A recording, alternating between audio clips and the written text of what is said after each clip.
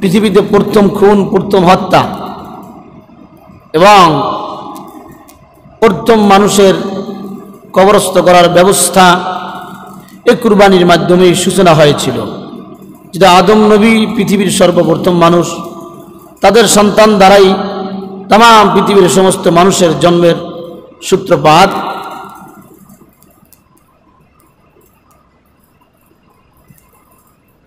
তো যখন আদম আলাইহিস সালাম তার দুই সন্তানকে বললেন, হাবিল এবং কাবিলকে, তোমরা কুরবানি দাও,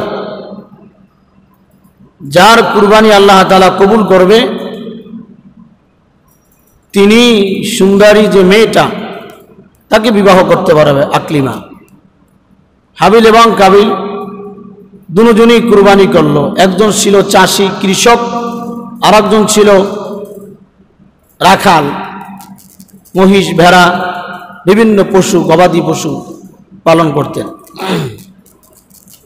কুরবানির কবুল সিস্টেম আল্লাহ তাআলা আদম আলাইহিস সালামকে জানিয়ে দিলেন, যার কুরবানি কবুল হবে তার কুরবানির পণ্যটা, বস্তুটা আল্লাহ তাআলা আসমান থেকে আগুন দিয়ে জ্বালিয়ে দেবেন, আর যার কুরবানি কবুল হবে না তারটা জমিনেই পড়ে থাকবে। কাবিল তার কুরবানির জন্য শস্য ফসল কিছু জমিনে রাখলেন, আর হাবিল তার কুরবানির জন্য একটি দুম্বা অথবা ভেড়া জবাই করে মাঠে রাখলেন। কাবিল অহংকারী, তাকাব্বুরি থাকার কারণে, পিতার সিদ্ধান্ত না মানার কারণে, আল্লাহর সিদ্ধান্ত না মানার কারণে কাবিলের কুরবানিটা কবুল হলো না, আর হাবিলের কুরবানিটা আসমান থেকে আগুন আইসা জ্বালায় দিল। এবার আদম আলাইহিস সালাম বললেন, কাবিল, তোমার কুরবানি যেহেতু কবুল হয় নাই, তোমাকে ওই কালো মেয়েকে বিবাহ করতে হবে, আর হাবিলের জন্য সুন্দরী মেয়ে যেটা আল্লাহ তাআলা বরাদ্দ রেখেছেন সেটা তার জন্য। কাবিল রাগান্বিত হয়ে বললেন, এ সিদ্ধান্ত আমি মানি না। বলেন নাউজুবিল্লাহ, আমি তাকে হত্যা করব। হাবিলকে হত্যা করার সরাসরি হুমকি দিলেন এবং হত্যাও করলেন। হাবিল বললেন, তুমি আমাকে হত্যা করলেও আমি তোমার দিকে হাত বাড়াবো না, কারণ হলো আমি আল্লাহর সিদ্ধান্তই মেনে নিয়েছি, আমি আল্লাহ তাআলাকে ভয় করি। সঙ্গে সঙ্গে কাবিল তার ভাই হাবিলকে হত্যা করলো। হত্যা করার পরে এই সর্বপ্রথম দুনিয়ার জমিনে খুন শুরু হইল। মানুষের উপর খুন এবং মৃত্যু প্রথম শুরু হইল।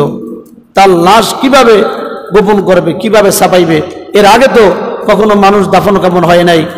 কাবিল হত্যা করার পর চিন্তায় পড়ে গেল, কিভাবে আমি আমার ভাইয়ের লাশটাকে গোপন করব। এর আগে কোনো সিস্টেম দেখে নাই, বুদ্ধি জানে নাই।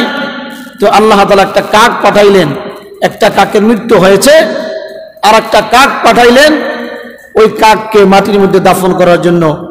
কাবিল তাকে দেখতেছে কাক মারা গেছে, আর একটা কাক আইসা পাও দিয়া মাটি এইভাবে খনন করতেছে। বলেন সুবহানাল্লাহ।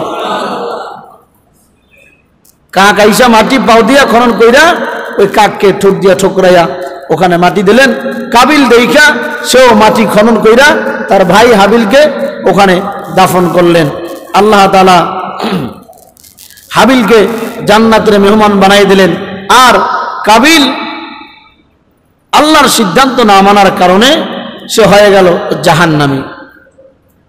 এর দ্বারা প্রমাণ হইল, দুনিয়াতে যারা আল্লাহর সিদ্ধান্ত মানবে না, আল্লাহর ভাগ বন্টনকে বিশ্বাস করবে না, তারাও কাবিল যেইভাবে আল্লাহর সিদ্ধান্তকে অমান্য কইরা জাহান্নামী হয়েছে, আজও যারা পৃথিবীতে আল্লাহর সিদ্ধান্ত মানবে না তারাও জাহান্নামী হয়ে যাবে।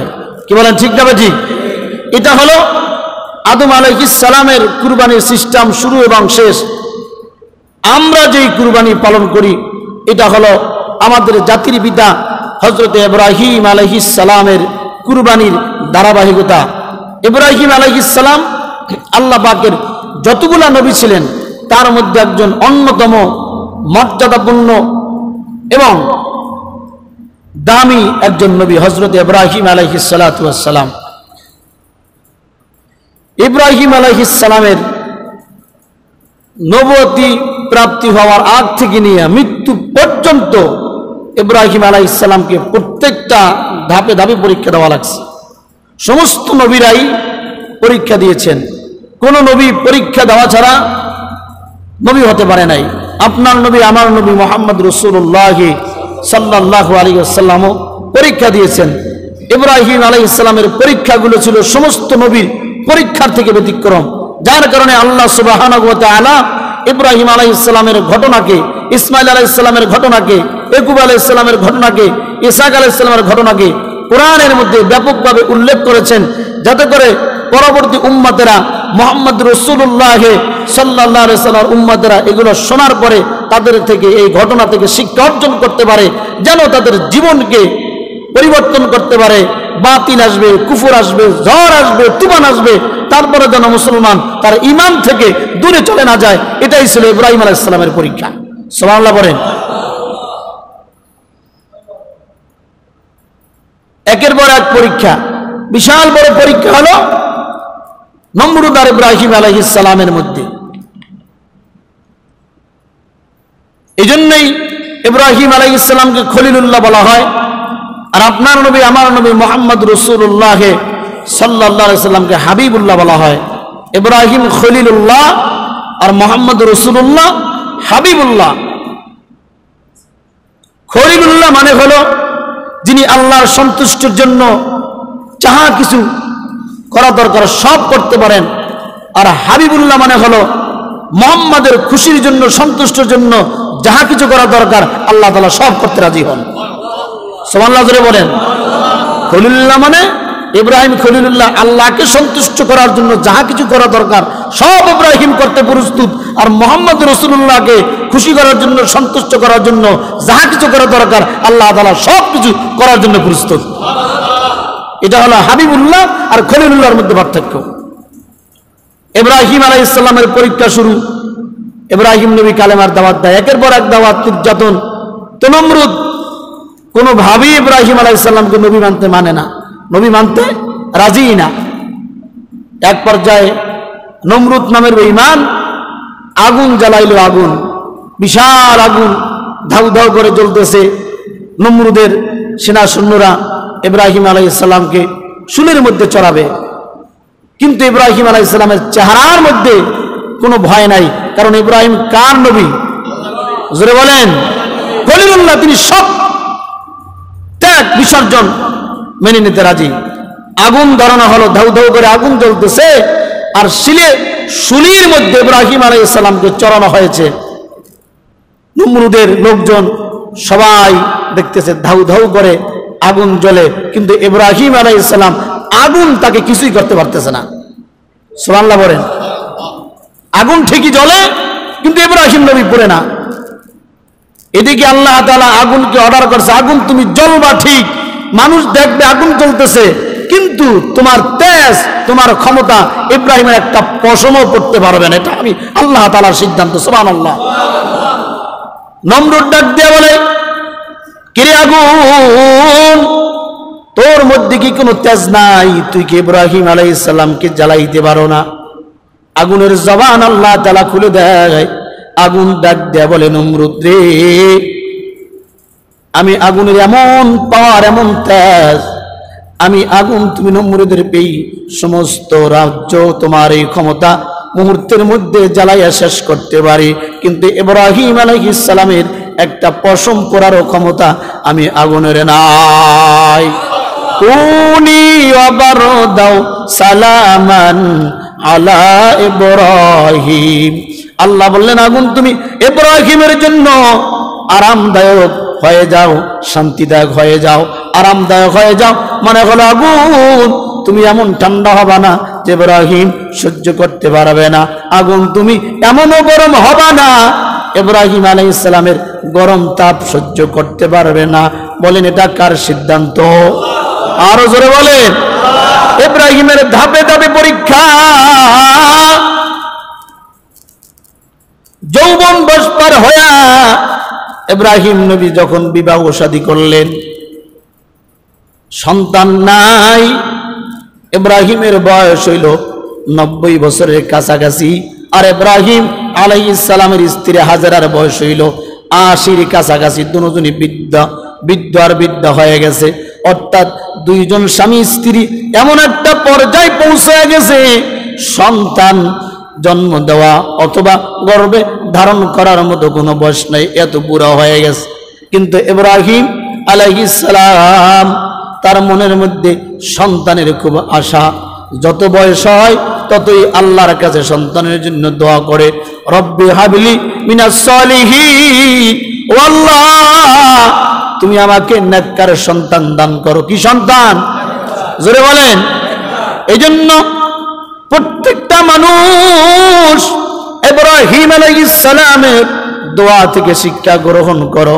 ও বিবাহিত দম্পত্য বিবাহ করেছো, সন্তান হয় নাই, ইব্রাহিম আলাইহিস সালাম সন্তানের জন্য আল্লাহর কাছে যেই দোয়া করেছেন ওই দোয়াও তোমরা করো, রব্বি হাবলি মিনাস সলিহিন, আল্লাহ নেককার সন্তান দান করো। কি সন্তান? এমন সন্তান দান করো না রে মালিক যেই সন্তান দ্বারা পিতামাতাকে জাহান্নামের আসামি হতে হবে, এমন সন্তান চাই না আল্লাহ। এমন সন্তান দিও না যে সন্তানের কারণে বাবা মা সমাজে মুখ দেখাইতে পারে না আল্লাহ। এমন সন্তান দিও না যে সন্তানের জন্য পিতামাতাকে সমাজে লাঞ্ছিত হতে হয়, অপমানিত হতে হয় আল্লাহ। এমন সন্তান দিও না যে সন্তানের হাতে মায়ের জবাই হতে হয় আল্লাহ। এমন সন্তান দিও না যে সন্তানের হাতে বাবাকে জবাই হতে হয়, আছে না নাই? লা ইলাহা। সন্তান চাইলেই হবে না, নেককার সন্তান চাইতে হবে কার কাছে? বলেন কার কাছে? তাহাজ্জুদের নামাজে দাঁড়াইবেন আর রাত্রির আধারে বলবেন আল্লাহ নেককার সন্তান দাও। আল্লাহ যদি ইব্রাহিম আলাইহিস সালামকে 90 বছর বয়সে দোয়া কবুল কইরা ইব্রাহিমের মতো ইসমাইলের মতো নেককার সন্তান দিতে পারে, ওই আল্লাহ এখনো আছে না নাই? আরো জোরে বলেন। আল্লাহ তাআলা ইব্রাহিম আলাইহিস সালামের দোয়া কবুল করলেন, ফাবাশশারনাহু বিগুলামিন হালিম।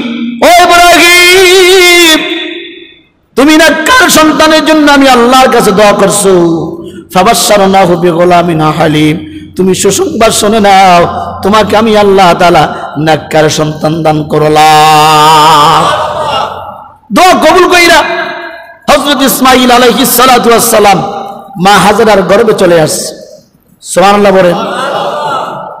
পরীক্ষা তো একের পর এক শুরু। আগুনের মধ্যে ইব্রাহিম আলাইহিস সালাম পরীক্ষা দিয়েছেন কাকে খুশি করার জন্য? হ্যাঁ মুসলমান জোরে বলেন। সন্তান নাই, বিদ্যা বয়স বাবাটাকে আকাঙ্ক্ষা যায় নাই। এই পৃথিবীতে হাজার হাজার দম্পতি আছে যাদের সন্তান নাই, ডাক্তার কবিরাজ সব দেখাইছে, লক্ষ কোটি কোটি টাকার মালিক, কিন্তু সন্তান নাই। আছে না নাই? বলেন সন্তান দেওয়ার মালিক কে? এই পৃথিবীর কোন ঔষধ দ্বারা, কোন ডাক্তার দ্বারা, কবিরাজ দ্বারা সন্তানের আশা করা যায় না। আল্লাহ যাকে ইচ্ছা সন্তান দান করেন, আল্লাহ যাকে ইচ্ছা সন্তান দেন না। এই পৃথিবীর জমিনে কোটি কোটি টাকার মালিক আছে, একটা সন্তানও নাই। আবার দিন আনে দিন খায়, ঘুমানোর জায়গা নাই, খাবারের জায়গা নাই, 4টা 5টা সন্তান দিয়া ভরপুর করে রাখছে, আছে না নাই? অনেকে বলে এই বেটা খাবারের অভাব, ঘরের অভাব, রিক্সা চালায় খাস, এতগুলো সন্তান কেন নেছো? বলেন সন্তান কি নেয় না আল্লাহ দান করে? জোরে বলেন। সন্তান যদি নেওয়াই যাইতো তাহলে যেই বাবার সন্তান নাই সে তো বহু চেষ্টা করতেছে, সন্তান তো হয় না। তাহলে বোঝা গেল সন্তান নেওয়ার মালিক মানুষ না। সন্তান যদি আল্লাহ দয়া করে দেয় তাহলে সন্তানের পিতামাতা হওয়া যায়, না হলে কোনো ডাক্তার কবিরাজ দেওয়া হওয়া যায় না। এগুলো হলো সব ওসিলা, মূল কারিগর কে? জোরে বলেন কে? ইসমাঈল আলাইহিস সালাম। লম্বা ঘটনা আপনারা জানেন, সংক্ষেপ করে দেই।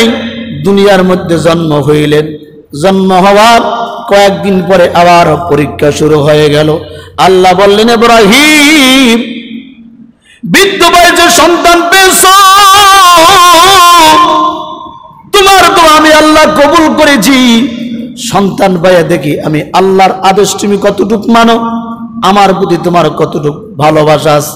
ইব্রাহিম সন্তান মাত্র ছোট্ট, কয়েক মাস অথবা কয়েকদিন হয়ে গেছে। যাও যাও সন্তানকে মক্কার মক্কার ফারান পর্বতের উপত্যকায় রেখে আসো। মরুভূমি, জনবানহীন কোনো মানুষ নাই, কোনো গাছ নাই, কোনো পালা নাই।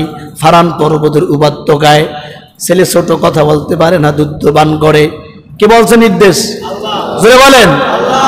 সন্তান তো পায় না, চাইতে চাইতে একটা পাইছে, পাওয়ার পরে হইছে, হওয়ার পরে এখনো আব্বা ডাক দিতে পারে না, এখনো দুধ পান করে। আবার পরীক্ষা, ইব্রাহিম যাও মক্কা নগরীর ফারান পর্বতের উপত্যকায়, জনবানহীন, মানুষ নাই, জন নাই, গাছ নাই, পালা নাই। ওখানে বড় একটা গাছ আছে, ওই গাছের নিচে রেখে আস। এবার ইব্রাহিম আল্লাহর হুকুম পাইয়া ইসমাইল নবজাতক সন্তান আর তার বিবি হাজারাকে নিয়ে রওনা করেছেন। সন্তানকে ওই মরুভূমির মধ্যে রাখতে হবে, আল্লাহর নির্দেশ। যাইতেছে যাইতেছে হাজারা একবারও প্রশ্ন করে নাই, স্বামী আমার এই মরুভূমি দিয়া আপনি কোথায় নিয়ে যান? কারণ হাজারা জানে আমার স্বামী আল্লাহর পয়গম্বর, আমার স্বামী আল্লাহর নির্দেশ ছাড়া কোনো কথা বলে না, কোনো কাজও করে না। মরুভূমি দিয়ে নিয়ে যাইতেছে হাজারা, বৃদ্ধ মানুষ, কোলে তার সন্তান নিয়ে যাইতেছে, একবারও প্রশ্ন করে নাই স্বামী আমার আপনি কোথায় নিয়ে যাইতেছেন। আর আমাদের স্ত্রীরা 1 মিনিট ঘরে ফিরতে দেরি হইলে কৈফিয়তের কোনো অভাব নাই। কথা বলেন ঠিক না নাকি? তবে এই স্ত্রী আমাদের বাংলাদেশে নাই। স্ত্রী তো এমন বাধ্য হবে, স্বামী যেটা বলবে ওইটাই হুকুম, দ্বিতীয় কোনো প্রশ্ন নাই। কিন্তু আজকে অধিকাংশ সংসারের মধ্যে অশান্তি, স্বামী তার স্ত্রীকে সন্দেহ করে, স্ত্রী তার স্বামীকে সন্দেহ করে, সন্দেহ করে খালি খালি না, এর প্রমাণ বাস্তবতা বাংলাদেশে আছে না নাই? এর কারণটা কি জানেন? স্বামীর মধ্যে দিন নাই, আল্লাহর বিধান নাই, স্ত্রীর মধ্যে আল্লাহর কোনো বিধান নাই, যার কারণে আল্লাহর নাফরমানি সংগঠিত হয়। একজন আর একজনকে সন্দেহ করে, কোনো ভালোবাসা নাই। খোদার কসম, যেই মানুষের মধ্যে দিন নাই, ধর্ম নাই, আল্লাহর বিধান নাই, রাসূলের তরিকা নাই, ওই মানুষ কোনোদিন খাঁটি মানুষ হতে পারে না।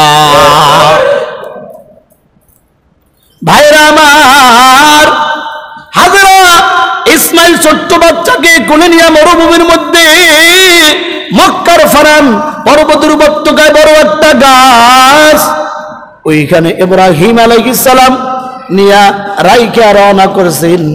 শুধু একবার হাজারা বলছে, স্বামী আমার এই ছোট্ট নবজাতকে এখানে রাইখা যাইতেছেন আপনার ইচ্ছায় না আল্লাহর ইচ্ছায়। ইব্রাহিম উত্তর দেয়, তুমি জানো তোমার স্বামী কোনোদিন তার নিজের ইচ্ছায় কাজ করে না, আল্লাহ যেইটা বলে ওইটাই আমি করার জন্য প্রস্তুত। ডানে বামে ঘর নাই, বাড়ি নাই, মানুষ নাই, জনবানহীন, শূন্য। খাবারের জন্য এক পাত্র খেজুর আর এক মশকা পানি, এ ব্যতীত কিছুই নাই। চলতেছে চলতেছে কয়েকদিন পর ইব্রাহিম আলাইহিস সালাম যে এক থালা অথবা এক বাটি খেজুর দিয়েছিলেন আর এক মশকা পানি দিয়েছিলেন, সবগুলা শেষ হয়ে গেছে, খাবার নাই। হাজারার গর্ভে, হাজারার স্তনে দুধ শুকিয়ে গেছে। ইসমাইলকে কি খাওয়াবে? কোনো খাবার নাই। কোথাও থেকে খাবার সংগ্রহ করবে সে ব্যবস্থাও নাই। এবার ইসমাইল আলাইহিস সালাম ক্ষুধার তাড়নায়, তৃষ্ণায় ট্যাটা করে কান্না শুরু করেছে। হাজারা ডানে তাকায়, বামে তাকায়, খাবারের কোনো ব্যবস্থা নাই। ও মুসলমান, কেমন আমার রবের পক্ষ থেকে পরীক্ষা! হাজারা ডানে তাকায়, বামে তাকায়, কোথাও কোনো পানি নাই, খাবারের কোনো ব্যবস্থা নাই। হঠাৎ করে পানির জন্য, তৃষ্ণা নিবারণের জন্য সাফা পাহাড় থেকে মারওয়ায় দৌড় মারছে। সাফা থেকে তাকাইলে মারওয়া পাহাড়ের দিকে মনে হয় পানি পানি দেখা যায়। যখন মারওয়ায় দৌড়ে আসে, আইসা থেকে মারওয়ায় কোনো পানি নাই। আবার মারওয়া থেকে যখন সাফার দিকে তাকাইলে মনে হয় সাফার মধ্যে পানি আছে। এইভাবে সাফা একবার যায়, মারওয়া একবার যায়, 7 বার দৌড়াইতে দৌড়াইতে কোনো পানি পায় নাই। হাজারা ক্লান্ত হয়ে পড়ে গেছে। সন্তানের ছোট দুধের বাচ্চা কান্নার আওয়াজ কোনো মা সহ্য করতে পারে না। সন্তান যখন কান্না করে বাবা মায়ের কলিজার মধ্যে আঘাত মারে, ঠিক না বেটি? অথচ তাকায় দেখেন মরুভূমির মধ্যে ঘর নাই, বাড়ি নাই, গাছ নাই, পালা নাই। আল্লাহর পরীক্ষায় হাজারা একবার সাফা পাহাড়ে যায়, আর একবার মারওয়া পাহাড়ে যায়, 7 বার চক্কর দিয়েছে। ওই চক্করটা আল্লাহ তাআলা এমন ভাবে পছন্দ করেছেন, বিধান করে দিয়েছেন, হাজি হজ করতে যাও আর উমরা করতে যাও, হাজারা যে সাফা পাহাড় আর মারওয়া পাহাড়ে দৌড়াইছে, 7 বার চক্কর না দিলে হাজি তোমার হজ কবুল হবে না। সুবহানাল্লাহ, জোরে বলেন। সাফা পাহাড় আর মারওয়া পাহাড়ে কয়টা চক্কর দেয়? জোরে বলেন, কয়টা? আসলো কোনখান থেকে? ওই যে হাজারা ইসমাইলের 30টা মিটানোর জন্য পানি আনার জন্য দৌড়েছে। পরীক্ষা কার পক্ষ থেকে? আল্লাহ হাজারার এই দৌড়ানটা এত ভাবেই পছন্দ করেছেন, কবুল করেছেন। কিয়ামত পর্যন্ত যত হাজি মক্কায় যাবে, সাফা পাহাড়ে আর মারওয়া পাহাড়ে 7 চক্কর না দিলে হজ কবুল হবে না। সুবহানাল্লাহ। শুধু তাই না, যেমনে দৌড়াই সামনে দৌড়াইতে হবে। সাফা পাহাড়ের আর মারওয়া পাহাড়ের এক সাইডে কিছু জায়গায় সবুজ বাতি লাগানো আছে, ওইখান দিয়া হাজিরা জোরে একটু দৌড় দেয় ব্যায়ামের মতো। কারণ ওখান দিয়ে হাজারা একটু জোরে দৌড় দিয়েছিল, ওইটা চেনার জন্য ওই জায়গার সরকার ওই স্থানের মধ্যে সবুজ বাতি দিয়েছে। সবুজ বাতি দেখে ওখান দিয়ে একটু স্বাভাবিকের থেকে আর একটু অস্বাভাবিক হইয়া দৌড় দেয়, কারণ হাজারা দৌড় দিয়েছিল। সুবহানাল্লাহ বলেন। পানি আর পাইল না, ক্লান্ত হয়ে আল্লাহর কাছে দোয়া করে, ও মালিক, আমি যদি দৌড়াই, আমি দৌড়াইয়া পানির ব্যবস্থা করতে পারবো না। আমার সন্তান ইসমাইল পানির পিপাসায় ছটফট করতেছে, আমারও কলিজা শুকিয়ে গেছে।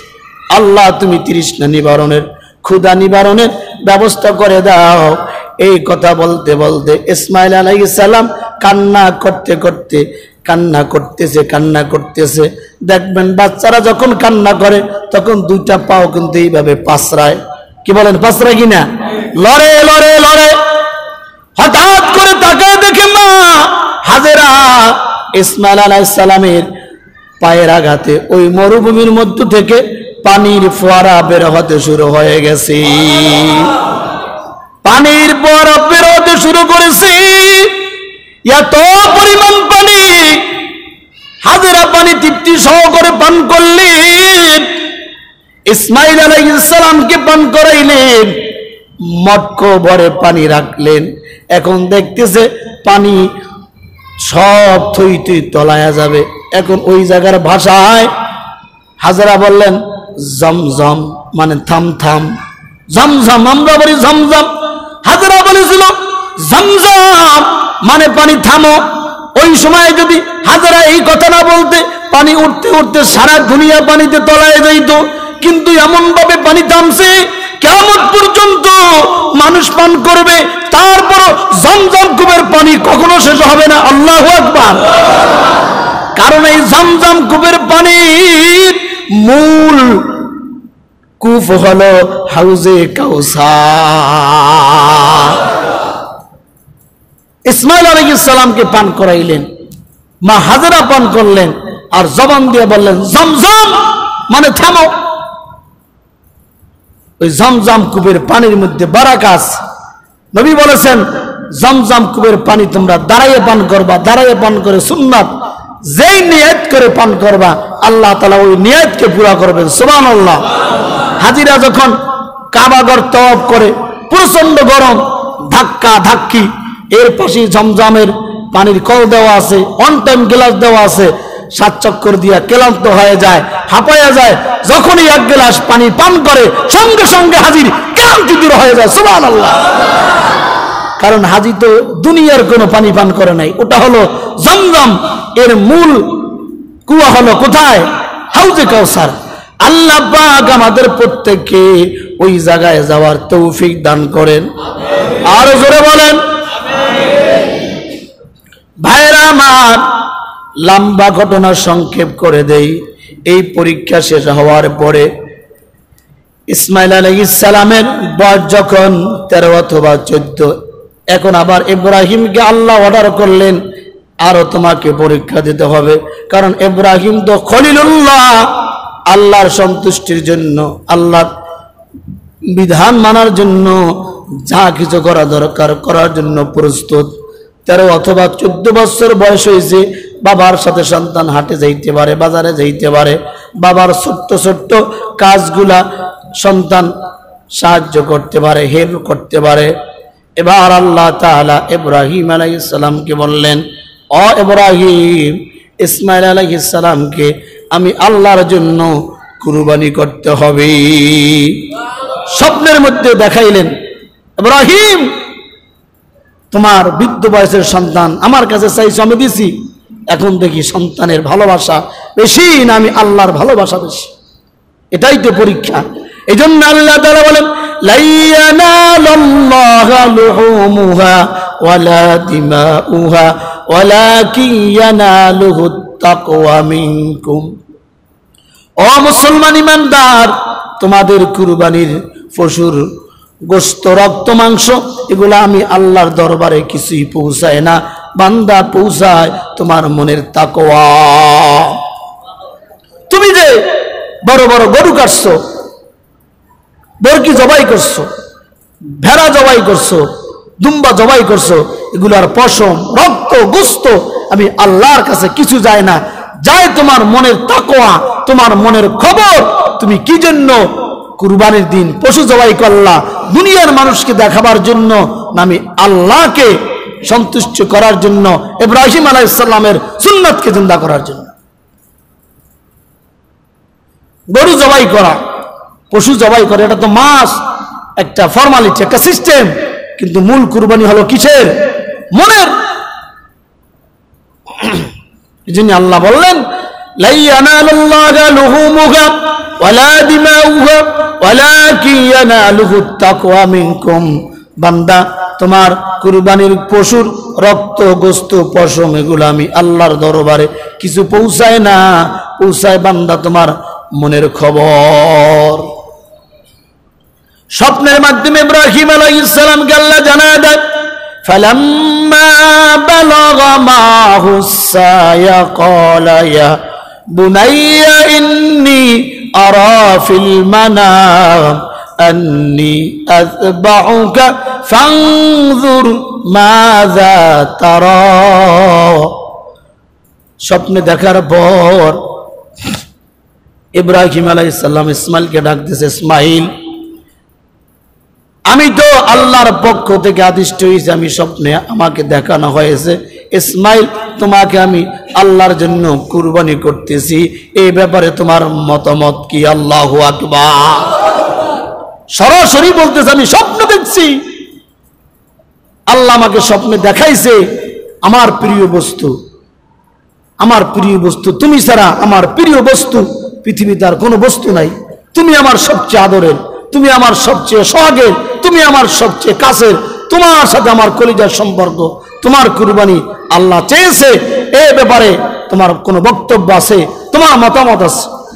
যেমন বাবা তেমন সন্তান। যখনই বাবা প্রস্তাব পেশ করছে, আমি তো তোমাকে আল্লাহর জন্য কুরবানি করতেছি, জবাই দিতেছি, এই ব্যাপারে তোমার মতামত কি? ইসমাইল কোনো উত্তর দেয় নাই, কোনো প্রতিবাদ করে নাই, বলছে, ইফআল মা তুমার সাতাজিদুনি ইনশাআল্লাহ মিনাস সাবিরিন। ও আমার বাবা, আপনি আল্লাহ তাআলার পক্ষ থেকে যে বিষয় আদিষ্ট হয়েছেন সেটা আপনি পালন করুন, অবশ্যই আমি ইসমাইলকে ধৈর্যশীলদের মধ্যে পাবেন। আপনি আল্লাহর পক্ষ থেকে আদেশ প্রাপ্ত হয়েছেন, এখানে আমার কোনো মতামত থাকতে পারে না, এখানে আমার কোনো বক্তব্য থাকতে পারে না, এখানে আমার কোনো কথা থাকতে পারে না। এটাই তো বাবা আর সন্তানের সম্পর্ক হওয়া উচিত ছিল। কি বলেন, ঠিক না ঠিক? আজকে বর্তমান দুনিয়ায় বাবার সন্তানের সম্পর্কে এমন নার বিপরীত, অধিকাংশ জায়গায় সন্তানেরা বাপ মার কথা মানতেই চায় না। আর এর মূল কারণ হলো ইসলামের যে মূল শিক্ষা, কোরআনের যে মূল শিক্ষা, নবীর যে শিক্ষা, সেটা মানুষের মধ্যে নাই। যার কারণেই প্রত্যেকটা সংসারে, প্রত্যেকটা জায়গায় অশান্তি। কারণ ইসলাম যেখানে নাই, কোরআন যেখানে নাই, নবীর বিধান যেখানে নাই, ওখানে কখনোই শান্তি আসতে পারে না। আল্লাহর রহমত আসতে পারে না। আল্লাহ তাআলা আমাদেরকে বোঝার তৌফিক দান করেন, জোরে বলেন আমিন। ইফআল মা তুকমার সাতাজিদুনি ইনশাআল্লাহু মিনাস সাবিরিন। আপনি আল্লাহর পক্ষ থেকে যেটা আদিষ্ট হয়েছেন সেটা আপনি করুন, আমার কোনো বক্তব্য নাই। ইব্রাহিম আলাইহিস সালাম সন্তানকে জবাই করার জন্য মিনা প্রান্তে নিয়ে গেছে। সময় শেষ, আগামী সপ্তাহে ইনশাআল্লাহ